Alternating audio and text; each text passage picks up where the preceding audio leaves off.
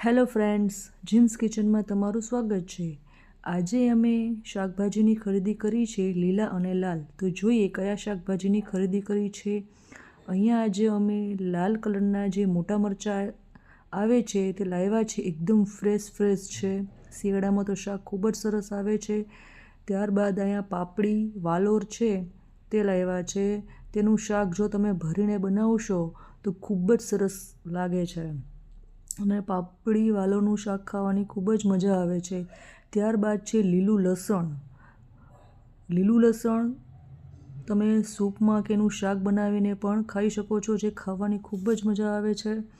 ત્યારબાદ અહીંયા અમે કોથમરી લાવેલા છે। કોથમરીના પણ બે પ્રકાર છે, મોટા પાનવાળી કોથમરી અને નાના પાનવાળી કોથમરી। કોથમરીમાં પણ બે પ્રકાર હોય છે।